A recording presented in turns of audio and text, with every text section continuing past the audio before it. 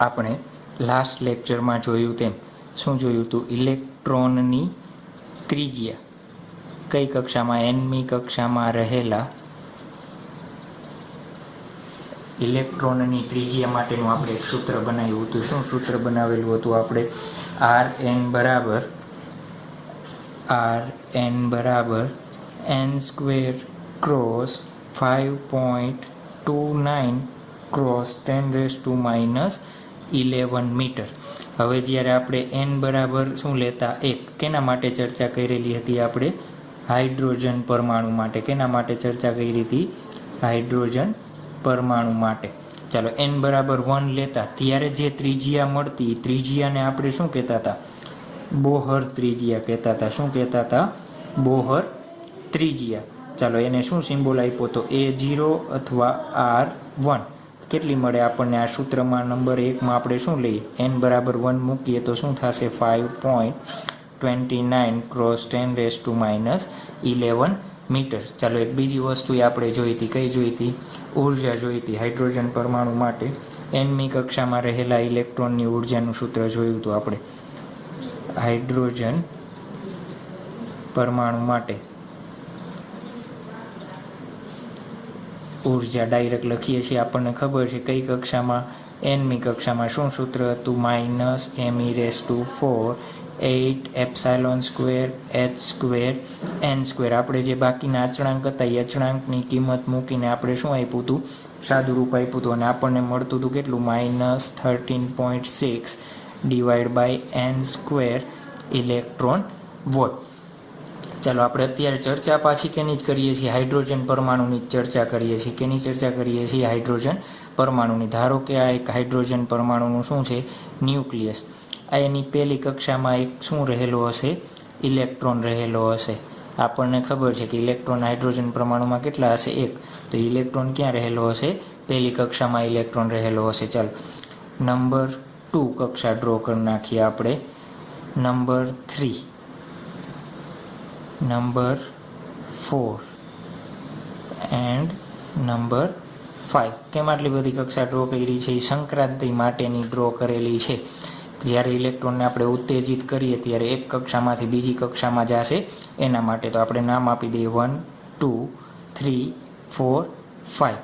ચાલો, ધારો કે ઇલેક્ટ્રોન પહેલી કક્ષામાં હોય ત્યારે એની ઉર્જા કેટલી થશે આપણે શોધવી હોય તો આ સમીકરણ નંબર 1માં આપણે શું લેશું? n બરાબર શું મૂકીએ? 1 મૂકીએ તો પહેલી કક્ષામાં ઇલેક્ટ્રોનની ઉર્જા કેટલી થશે? -13.6 / 1² એટલે કેટલી મળશે? -13.6 ઇલેક્ટ્રોન વોટ. તો પહેલી કક્ષામાં રહેલો ઇલેક્ટ્રોન હોય એની ઉર્જા કેટલી હોય? -13.6.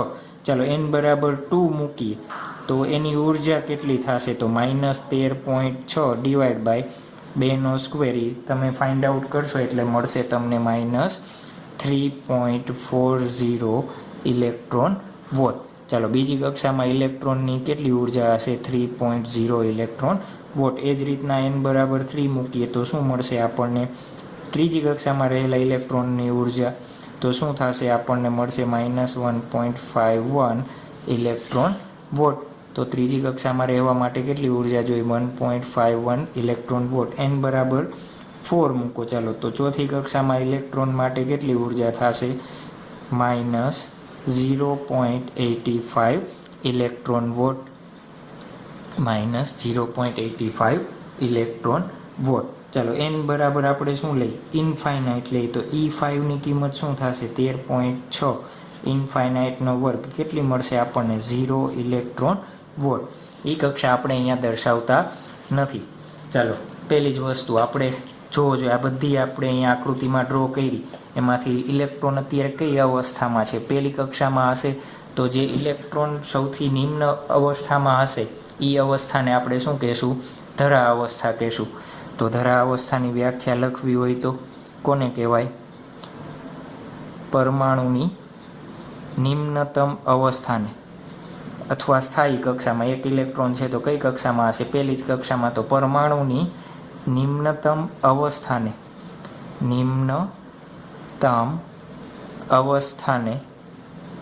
આપણે શું કહેશું? ધરા અવસ્થા કહે છે. શું કહે છે? ધરા અવસ્થા કહે છે.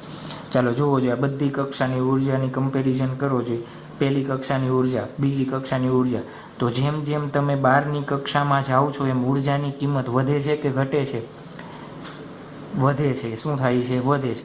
પણ આંકડો તો આ મોટો છે, પણ આંકડો આ મોટો તમને ભલે લાગે, પણ આગળ શું નિશાની છે? માઇનસ નિશાની છે. એટલે શું થશે? જેમ જેમ તમે 12ની કક્ષામાં જતા જશો એમ ઉર્જાની કિંમત શું થતી જશે? વધતી જશે. ચાલો જુઓ જોઈએ, આપણે આને શું કીધું? ધરા અવસ્થા કીધું. તો ધરા અવસ્થા માટે ઉર્જા બધાની ઉર્જાની સાપેક્ષમાં કેવી છે? ઓછી છે. તો શું લખી શકાય? ધરા અવસ્થામાં શું હોય? લઘુત્તમ ઉર્જામાં હોય. કેમાં હોય? લઘુત્તમ ઉર્જા ધરાવે. બીજી, ચાલો ધરા અવસ્થા છે. ધરા અવસ્થા માટે n બરાબર 1. તો ત્રિજ્યાના સૂત્રમાં આપણે n બરાબર 1 મૂકીએ ત્યારે કઈ ત્રિજ્યા મળે આપણને? બોહર ત્રિજ્યા. તો ધરા અવસ્થા હોય ત્યારે કઈ ત્રિજ્યામાં ભ્રમણ કરતો હશે? બોહર ત્રિજ્યામાં ભ્રમણ કરતો હશે. ધરા અવસ્થામાં રહેલ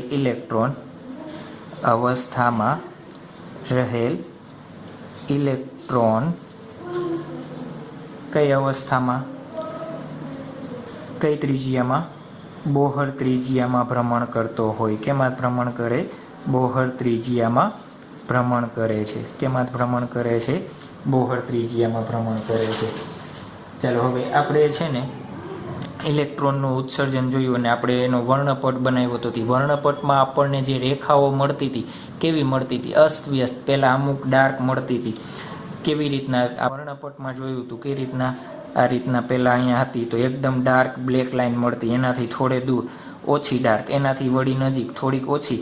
જેમ જેમ આ રીતના જતા જશો એમ જે બ્લેક લાઇન આપણને દેખાતી, બ્લેક લાઇનની કેવી તીવ્રતા અથવા ડાર્કનેસ કેવી થતી હતી? ઓછી થતી જતી હતી.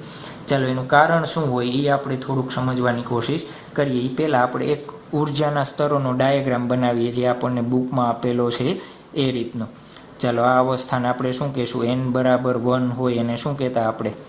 ધરા અવસ્થા કહીએ છીએ. ચાલો ધરા અવસ્થાની ઉર્જા કેટલી હોય? -13.6. આપણે શું લેશું? આ બાજુ ઉર્જા લેશું. ચાલો જે આડી લાઈન દેખાડે છે એ શું દેખાડે છે? કક્ષા. અને એની ઉર્જાની સરખામણી. n બરાબર 2 માઇનસ કેટલી મળી હતી આપણને? 3.40. પછી બંને વચ્ચેનું અંતર થોડુંક કેવું થશે? ઘટી જશે.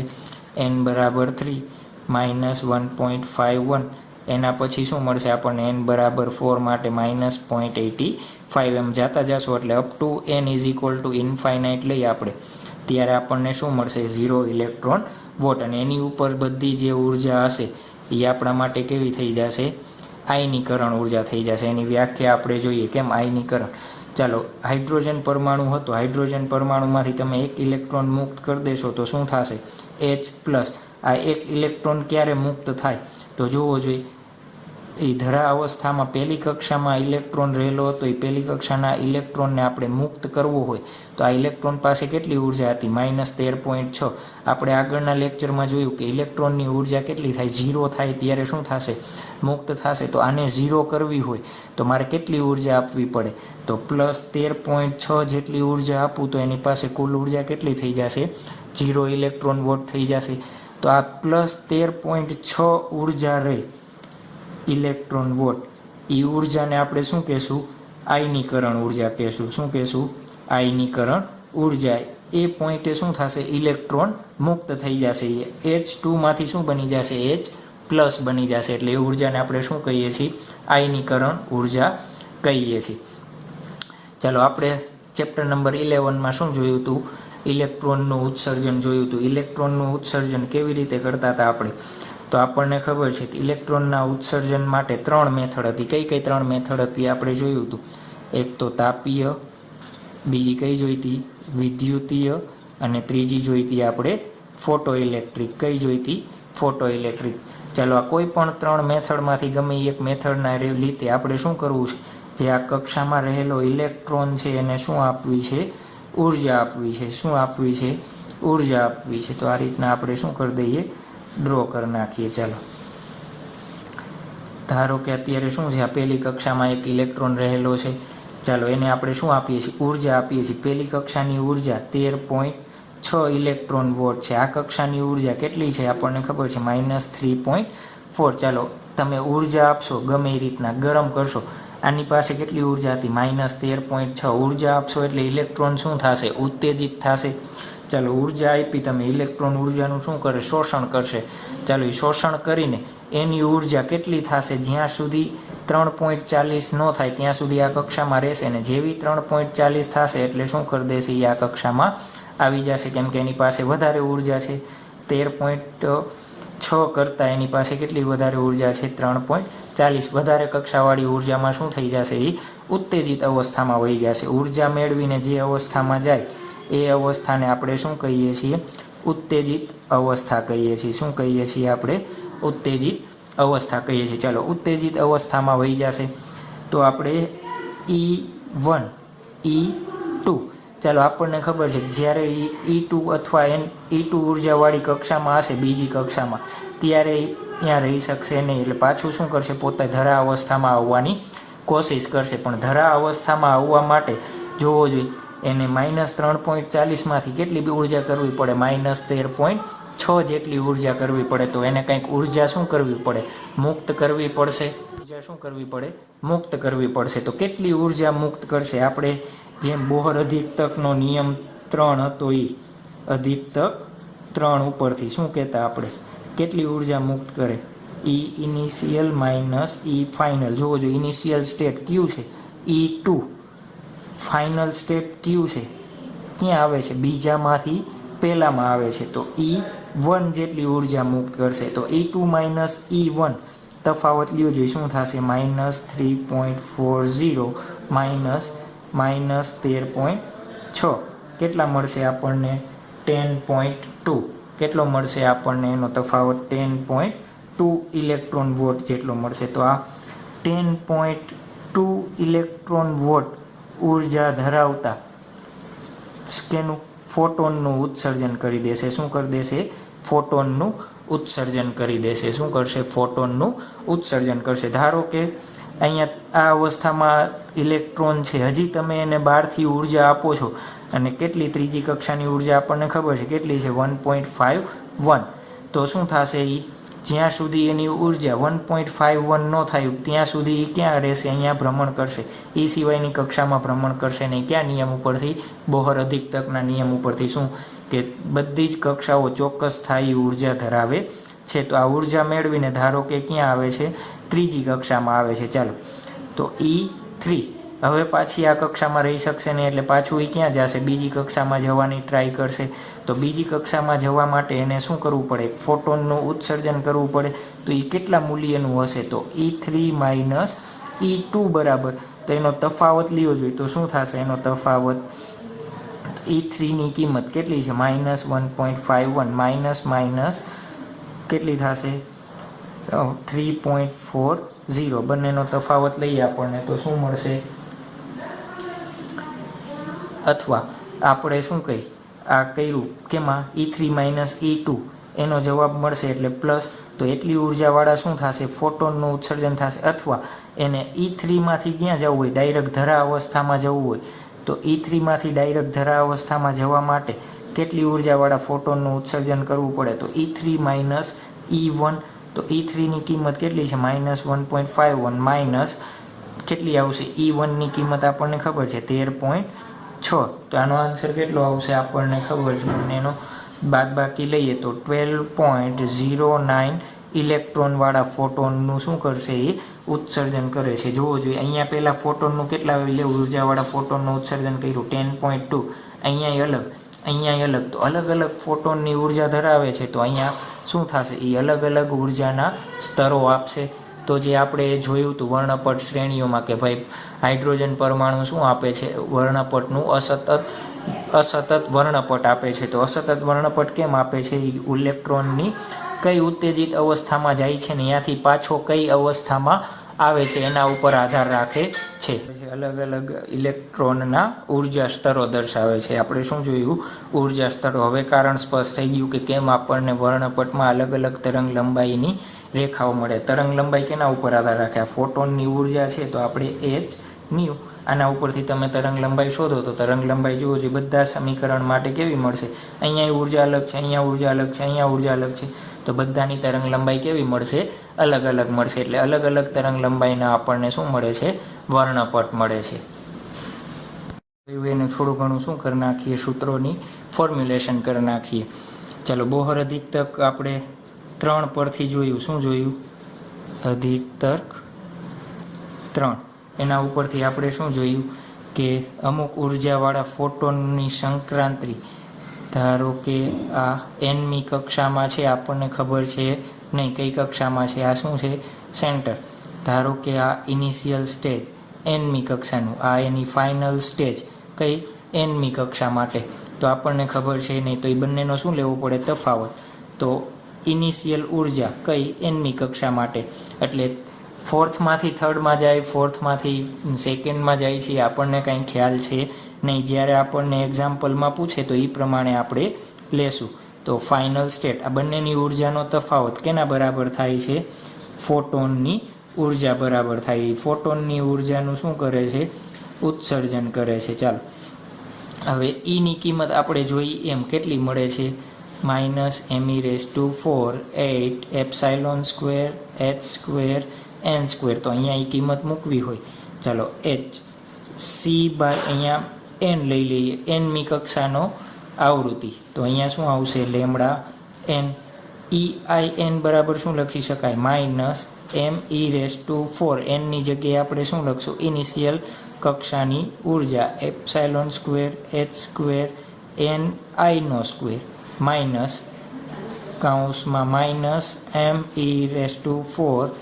8 એપ્સાઇલોન સ્ક્વેર h સ્ક્વેર, nની જગ્યાએ શું લખશું આપણે, ફાઇનલ જે કક્ષા હોય nf² ચાલો, માઇનસ માઇનસ શું થશે, પ્લસ થશે. તો પ્લસ છે ને તો હું આગળ લખી નાખું ડાયરેક્ટ. તો me⁴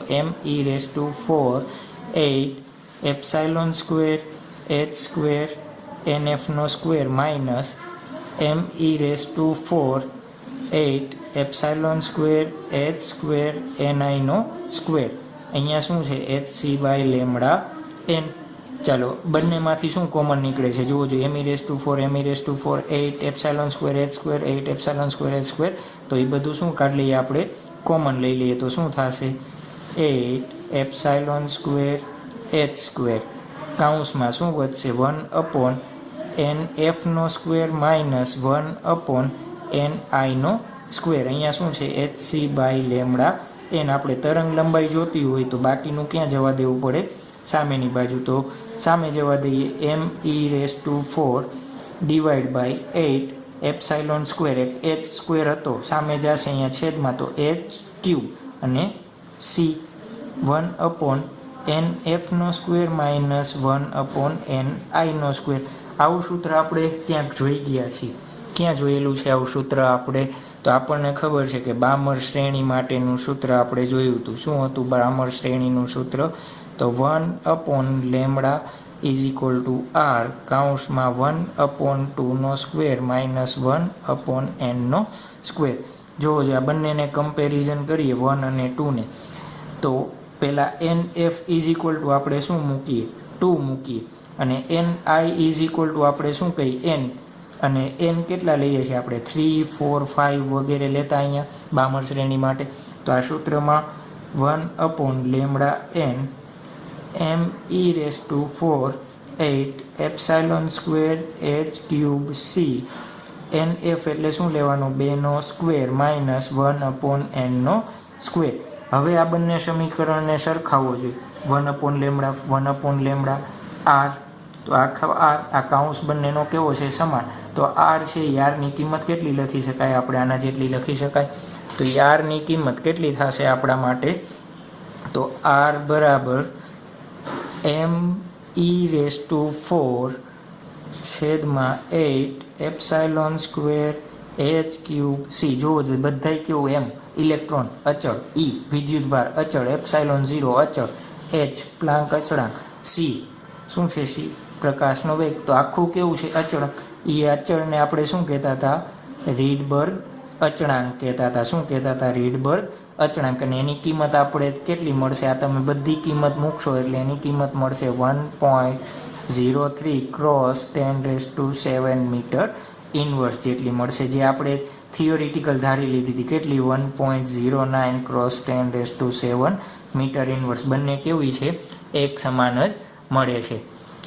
ચાલો, જે આપણે આ સૂત્ર મેળવ્યું છે સમીકરણ 1, એ સમીકરણ 1ને કેવું સૂત્ર કહેશું આપણે? રીડબર્ગ સૂત્ર કહેવાય. શું કહેવાય? રીડબર્ગ સૂત્ર. કયું રીડબર્ગ સૂત્ર થશે? જે આપણે આ બોક્સ બનાવેલું છે એ સૂત્રને આપણે શું કહેશું? રીડબર્ગ સૂત્ર કહેશું. આના ઉપરથી આપણે શું કરીએ? વિવિધ શ્રેણીઓ માટેની સંક્રાંતિ માટે કેવી રીતના કઈ ઉર્જામાં કઈ કક્ષામાંથી કઈ કક્ષામાં ઇલેક્ટ્રોન સંક્રાંતિ કરે છે એ આપણે જોઈએ. રીડબર્ગના સૂત્ર પરથી આપણે અલગ અલગ શ્રેણી માટે ઇલેક્ટ્રોન કેવી રીતના એક કક્ષામાંથી બીજી કક્ષામાં સંક્રાંતિ કરે છે એ જોઈએ. ચાલો, આ સમીકરણને આપણે સિમ્પલ ફોર્મમાં લખ્યું તો એ જ રીતના લખી નાખીએ. r 1/nf સ્ક્વેર 1/ni નો સ્ક્વેર. ચાલો, nf = 2 લઈએ તો આપણને શું મળે? બામર શ્રેણી મળે છે. તો બામર શ્રેણી માટે આપણે સમીકરણ બનાવીએ 1/λn r 1/nf = 2 1/ni નો સ્ક્વેર. ચાલો, ni = આપણે અલગ અલગ પહેલાં શું મૂકીએ? 3. ni = શું મૂકીએ? 3. અહીંયા 3 મૂકું તો એનો મતલબ શું થશે? કયો જો એનો મતલબ શું થાય? એનો મતલબ એવો થાય કે ઇલેક્ટ્રોન જોવો જોઈએ ni કેવું છે? i ઇનિશિયલ n શું દર્શાવે? કક્ષા કઈ? ત્રીજી કક્ષા. n = 2, n = 3, n = 4, n = 5. આપણને શું દર્શાવે? સંક્રાંતિ દર્શાવે. કઈ કક્ષામાંથી? ત્રીજીમાંથી કઈ કક્ષામાં ઇલેક્ટ્રોન આવે છે? બીજી. તો આ કઈ કક્ષા છે? અહીંયા ત્રીજી. તો આપણે આ રીતના હું એરો ડ્રો કરી દઉં. ત્રીજીમાંથી કઈ કક્ષામાં આવે છે? બીજી કક્ષામાં આવે છે. ચાલો, ni = આપણે શું લઈ? 4 લઈ. અહીંયા 4 લેશું એનો મતલબ શું થશે? ચોથી કક્ષામાંથી કઈ કક્ષામાં આવે છે? બીજી કક્ષામાં આવે છે. તો અને આ રીતના દર્શાવીએ. ચોથી કક્ષામાંથી કઈ કક્ષામાં આવે છે? બીજી કક્ષામાં. ચાલો, અહીંયા ni = શું લઉં? 5. તો શું થશે? પાંચમી કક્ષામાંથી કઈ કક્ષામાં આવે છે? બીજી કક્ષામાં આવે છે. આ કઈ શ્રેણીનું સૂત્ર છે? આપણને મળે છે બામર શ્રેણી માટે. કઈ શ્રેણી માટે મળે છે? બામર શ્રેણી માટે. ચાલો, એ જ રીતના તમે 5ની જગ્યાએ 6 લેતા જાવ તો શું મળશે આપણને? આ રીતના કન્ટિન્યુઅસ લાઇન મળતી રહેશે. વધારે બધી ઇન્ફાઇનાઇટ સુધી જશો તો થશે, પણ કઈ એન્ડ કક્ષા કઈ હશે? એની 2 હશે. ચાલો, બામર પછી આપણે એક બીજી શ્રેણી જોઈતી. કઈ કઈ જોઈતી? બધી શ્રેણી માટે આ રીતના આપણે શું કરવું છે? ઉર્જા સ્તરનો એક ડાયાગ્રામ બનાવી દઈએ. ચાલો, લાઇમન શ્રેણી જોઈતી આપણે. લાઇમન શ્રેણીનું સૂત્ર શું હતું? 1/λn r 1/ અહીંયા સ્ક્વેર 1 નો સ્ક્વેર માઇનસ ni નો સ્ક્વેર. જોવો જોઈએ શું થશે અહીંયા દર્શાવવું હોય. ni = આપણે ક્યાંથી શરૂઆત કરતા? 2.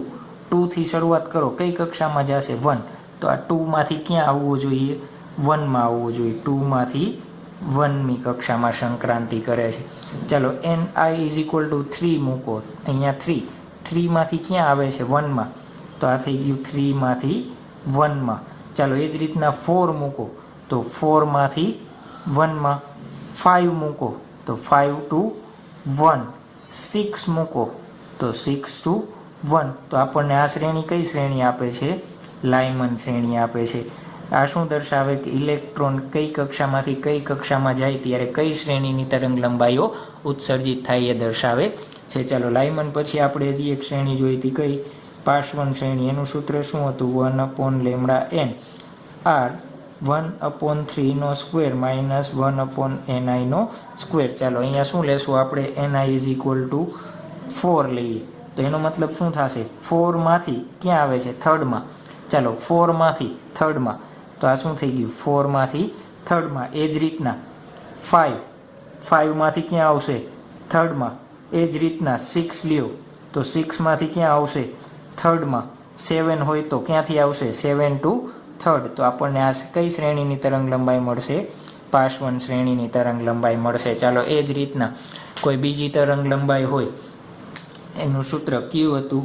બ્રેકેટ શ્રેણી હતી. કઈ હતી? બ્રેકેટ શ્રેણી.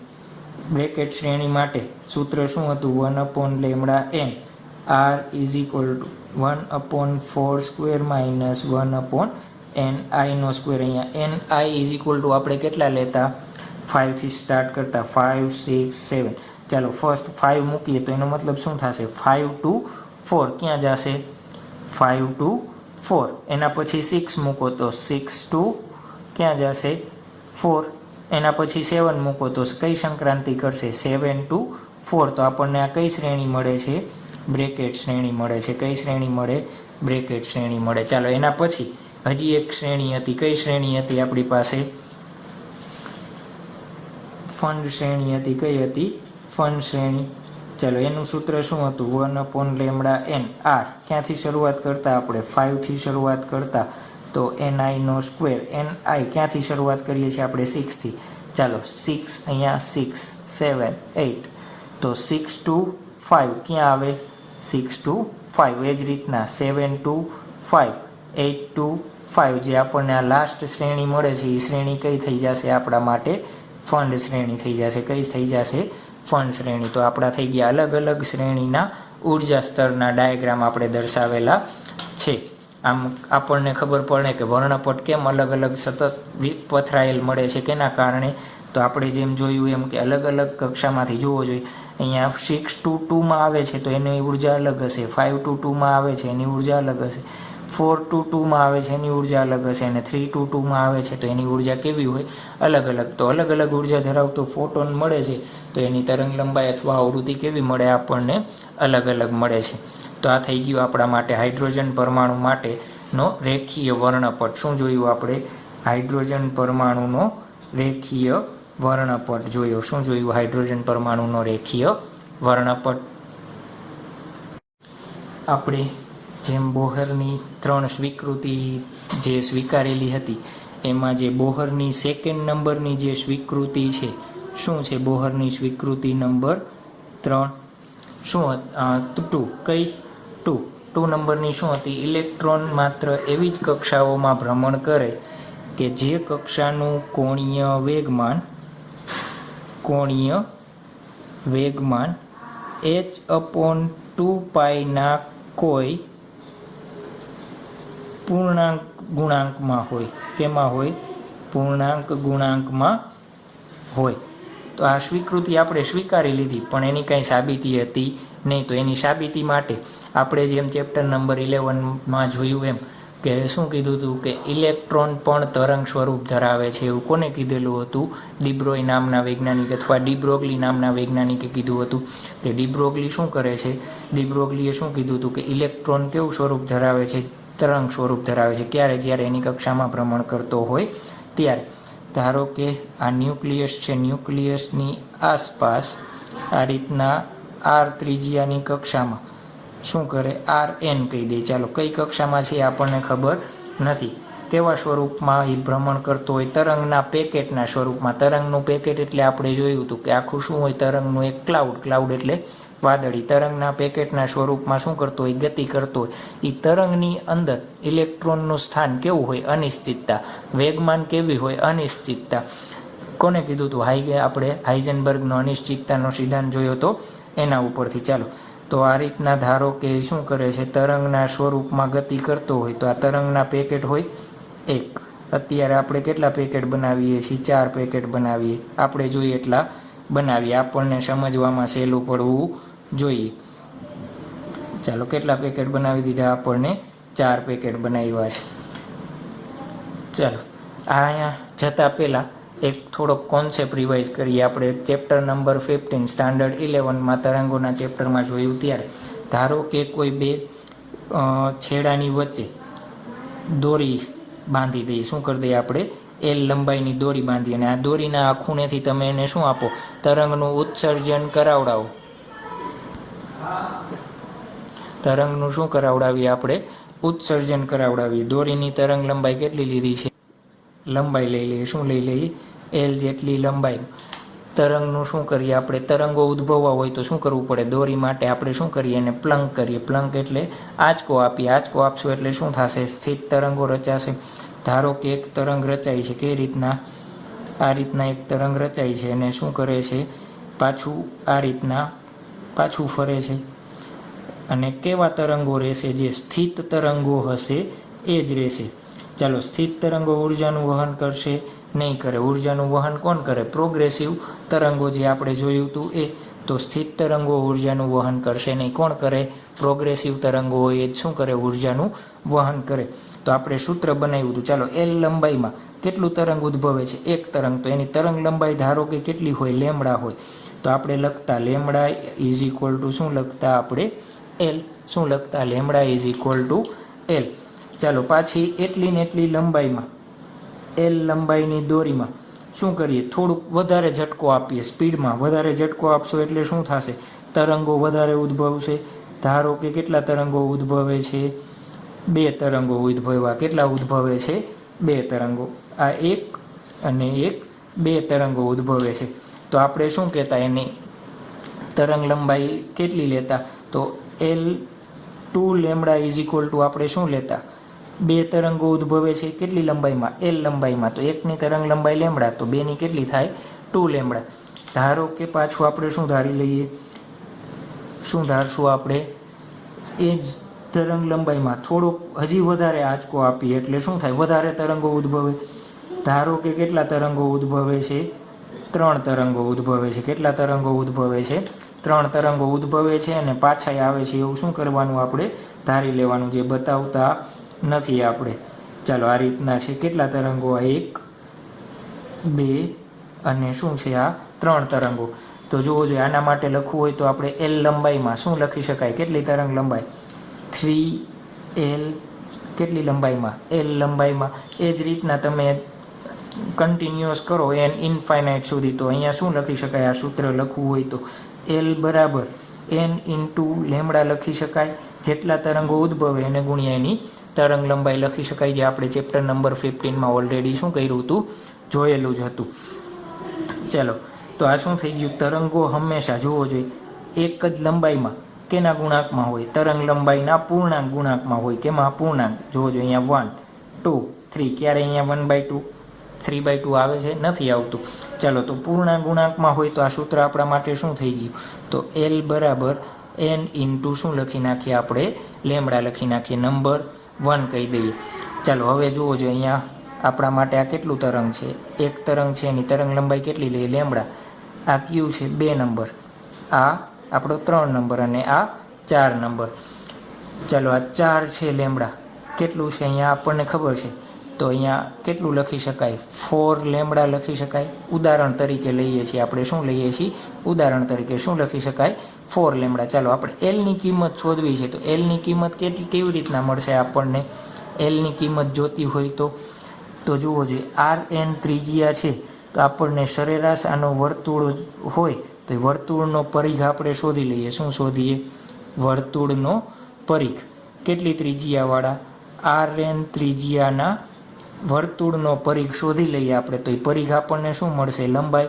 તો એને પરિઘ શું થાય? 2πRN. શું થશે? 2πRN. તો અહીંયા સમીકરણ 1માં એલની જગ્યાએ શું મૂકી દઈએ આપણે? 2πRN is equal two n lambda.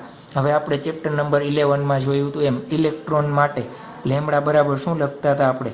તો 2πRN n ઇન્ટુ h/p લખતા હતા. લેમડા ઇઝ ઇક્વલ ટુ શું મૂક્યું આપણે? h/p. અને p આપણા માટે શું છે? વેગમાન. અને પીની કિંમત આપણને ખબર છે કેટલી થાય? m into v. તો 2πRN nh/m ઇન્ટુ v લખી શકાય. ચાલો, mv ને ક્યાં જવા દઉં? સામેની બાજુ જવા દઉં. તો mv અત્યારે અહીંયા vની જગ્યાએ vn લખશું. કેમ કે nની કક્ષામાં ભ્રમણ કરતા ઇલેક્ટ્રોનનો વેગ. તો vn rn, જે આ 2π છે આને સામે જવા દે તો nh/2π. આ સૂત્ર આપણને ખબર છે. કોનું છે? કોણીય વેગમાન L નું. કેનું છે? કોણીય વેગમાન L. તો કોણીય વેગમાન શું લખી શકાય? nh/2π. જોવો જોઈએ તો ડિબ્રોય નામના વૈજ્ઞાનિકે શું કર્યું કે જે આપણને બોહરે બીજી સ્વીકૃતિ આપી હતી એની શું આપી દીધી? આપણને સાબિતી આપી દીધી કે ભાઈ જે એને કીધું હતું એ શું છે? સાચું છે. અને કેવી રીતના ઇલેક્ટ્રોન ગતિ કરશે પણ કેના સ્વરૂપમાં? તરંગના પેકેટના સ્વરૂપમાં. ની અંદરની સાઈડ તરંગ કેવું હશે એ આપણે કાંઈ જાણી શકીએ નહીં. તરંગનું સ્થાન જાણી ન શકીએ અને એનું વેગમાન કાંઈ માપી શકીએ નહીં. કેના? હાઇઝનબર્ગના સિદ્ધાંત ઉપરથી. ચાલો, આ બધું આપણને જે મળે છે એ કેના માટે જોયું આપણે? અત્યાર સુધી હાઇડ્રોજન પરમાણુની ચર્ચા કરી. આ બોહર આપણને શું આપે? પરફેક્ટ મોડલ આપે છે, પણ એની અમુક શું છે? મર્યાદા હોય. ચાલો, તો મર્યાદા શું? એની કઈ કઈ મર્યાદા હશે? તો આપણે જેટલી બધી વાર્તા કરી, વાર્તા કેના માટે? હાઇડ્રોજન જેવા એક જ પરમાણુના ઇલેક્ટ્રોન માટે કરી છે. ક્યાંય આપણે 2 ઇલેક્ટ્રોન લીધા છે નહીં. તો બહુ ઇલેક્ટ્રોન ધરાવતા જે પરમાણુ હોય એના માટે બોહર મોડલ લાગુ પડાઈ શકાતું નથી. તો એની પહેલી મર્યાદા શું થઈ ગઈ?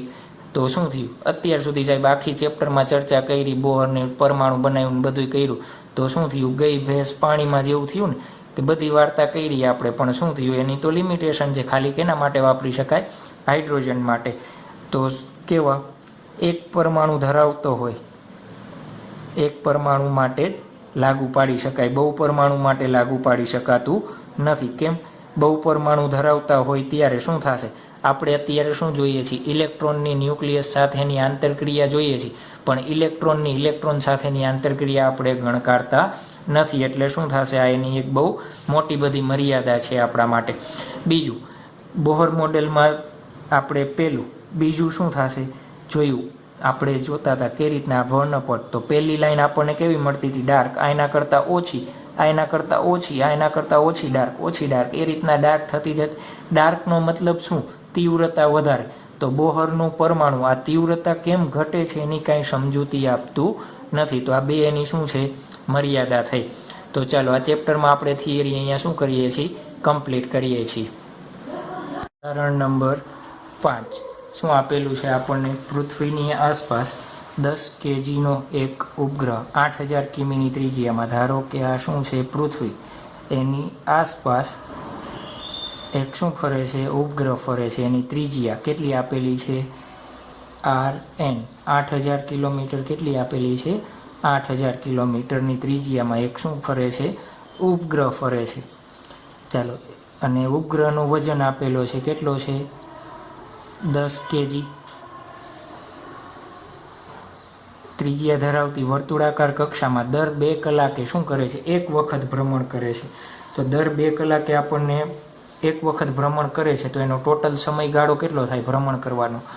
તો ટોટલ ટાઈમ, એનો ટોટલ સમય કેટલો થશે? 2 કલાક. 2 કલાક છે એને મિનિટમાં અથવા સેકન્ડમાં કન્વર્ટ કરી દઈએ તો કેટલા થશે?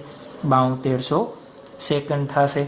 ચાલો, 8000 કિમી છે એને કેમાં કન્વર્ટ કરી દઈએ? 8000 મીટરમાં. આપણે મીટરમાં કન્વર્ટ કરી દઈએ તો શું થશે? 8000 ગુણ્યા 10⁻³ મીટર. ચાલો, શું કીધું છે? બોહરના કોણીય વેગમાન અધિકતક હાઇડ્રોજન પરમાણુના ઇલેક્ટ્રોનની જેમ જ ઉપગ્રહને પણ લાગુ પાડે છે એમ ધારીને ઉપગ્રહની કક્ષાનો શું શોધવાનો? ક્વોન્ટમ આંક. ક્વોન્ટમ આંક એટલે શું કહીએ છીએ આપણે? n શોધવાનો છે. ચાલો, આપણે કયો નિયમનો અધિકતકનો ઉપયોગ કરશું? બોહરના સેકન્ડ અધિકતક. કયા અધિકતરથી? બોહરના સેકન્ડ અધિકતક. સેકન્ડ અધિકતક શું કહે છે આપણને? કોણીય વેગમાન mv/n કેના બરાબર થાય? nh/2π બરાબર. હમણાં જેમ જોયું એમ. ચાલો, આપણે કેની કિંમત શોધવાની છે? n ની કિંમત શોધવી છે. તો શું થશે? mv/n 2π/h. ચાલો, r ની કિંમત આપણી પાસે છે, m ની છે, 2π ને h કેવો છે? અચળ. પણ વેગની કિંમત છે નહીં. તો વેગ શોધવો હોય તો વેગ એટલે આપણને ખબર છે કાપેલ અંતરના છેદમાં સમય. ચાલો, એને શું કીધું છે? 2 કલાકમાં એક પરિભ્રમણ પૂરું કરે છે. તો એ પરિભ્રમણ એટલે વર્તુળનો પરિઘ થશે. તો કેટલું અંતર કાપે? વર્તુળના પરિઘ જેટલું અંતર કાપે. કેટલું કાપશે? વર્તુળના પરિઘ જેટલું. અને છેદમાં સમય. તો વર્તુળનો પરિઘ આપણને ખબર છે, આની ત્રિજ્યા RN હોય તો શું થશે? 2πRN ડિવાઈડ બાય સમયનો t. તો વેગ બરાબર આપણે શું લખી દઈશું? 2πRN/t. તો અહીંયા વેગના બરાબર શું મૂકી દઈએ? m. 2πRN/t. RN 2π/h શું થશે? 2π/h. ચાલો, બધી કિંમત આપણે શું કરી દઈએ? મૂકી દઈશું. એટલે શું મળી જશે આપણને? સાદુરૂપ મળી જશે. ચાલો, 2πr જોવો જોઈએ.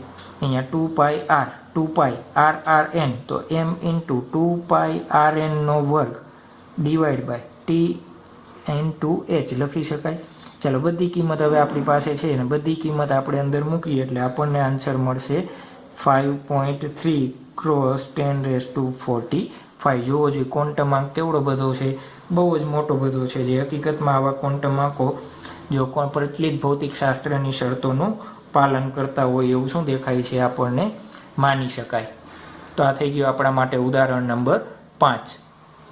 ઉદાહરણ નંબર 6 શું આપેલું છે? રીડબર્ગના સૂત્રનો ઉપયોગ કરી હાઇડ્રોજન વર્ણપટની લાયમન શ્રેણીની પ્રથમ 4 વર્ણપટ રેખાઓની તરંગ લંબાઈની ગણતરી કરવાની છે. કેટલી? 4ની. ચાલો તો શું થશે, આપણે કરતા જઈએ. રીડબર્ગનું સૂત્ર પહેલાં લખીએ. ચાલો રીડબર્ગનું સૂત્ર શું છે? રીડબર્ગ સૂત્ર શું આપેલું હતું આપણને? 1/λ is equal to me⁴8 epsilon square h³ c કૌંસમાં 1/nf² માઇનસ 1/ni². ચાલો કઈ શ્રેણી કીધી છે આપણને? લાયમન શ્રેણી કીધી છે. કઈ શ્રેણી કીધી છે? લાયમન શ્રેણી કીધી છે. ચાલો લાયમન શ્રેણી માટે આપણને ખબર છે nf બરાબર કેટલા મૂકવા પડે? 1. અને ni બરાબર કેટલા લેશું? પ્રથમ 4. તો પ્રથમ 4 એટલે 2, 3, 4 અને 5. વારાફરતી વારા આપણે કઈ કઈ કિંમત મૂકશું? 2, 3, 4 અને 5. ચાલો આના બરાબર શું લખી શકાય? r લખી શકાય. તો 1/λ is equal to r 1/1² minus 1/ni². તો આપણા માટે શું થઈ ગયું? સમીકરણ નંબર 1. ચાલો પહેલા પ્રથમ વર્ણપટ રેખા માટે શોધીએ.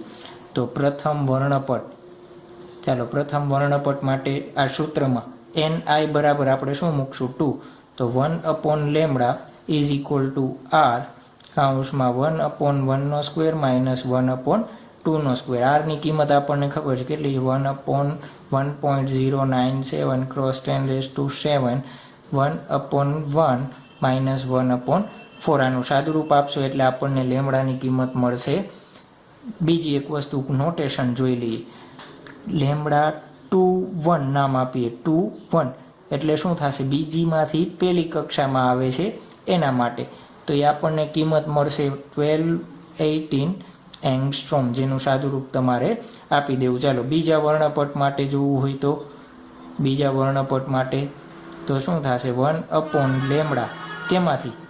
ત્રીજીમાંથી કઈમાં આવે છે? પહેલામાં. તો શું લખશું? લેમડા 3 1. ચાલો ઇન સૂત્ર જ રહેશે, કાંઈ ચેન્જ થશે નહીં. ખાલી ક્યાં ચેન્જ આવશે? 1² માઇનસ 1/ni જગ્યાએ કેટલા મૂકશું? 3². તો લેમડા 3 1 ફાઇન્ડ આઉટ કરી લઈએ આપણે. કેટલી મળશે આપણને? 1028 એંગસ્ટ્રોમ. એ જ રીતના ત્રીજી વર્ણપટ માટે શોધવું હોય આપણે, ત્રીજી વર્ણપટ રેખા માટે શોધવું હોય તો શું લઈ શકાય? 1/λ r શું લખશું? ત્રીજીમાં ક્યાં આવશે? 4 2 1માં. તો 4 1 લખી નાખીએ. શું થશે? 1/1² માઇનસ 1/4².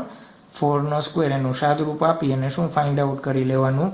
લેમડા 4 1, જેની કિંમત આપણને મળશે 974.3 એંગસ્ટ્રોમ. ચાલો એના પછીના વર્ણપટ માટે કયો? ચોથા નંબરના વર્ણપટ રેખા માટે. તો ચોથા વર્ણપટની રેખા માટે આપણે જોવું હોય તો 1/λ 5 1 r. કેમ? પાંચમામાંથી ક્યાં આવે છે? પહેલામાં. તો 1/1² માઇનસ 1/5². ચાલો શું શોધશું આપણે? લેમડા 5 1 શોધી લેશું એટલે એનો આન્સર મળશે આપણને 951.4 એંગસ્ટ્રોમ, જે આપણા માટે થઈ ગયું ઉદાહરણ નંબર 6. અને એ બધાના શું થઈ ગયા આપણા માટે આન્સર.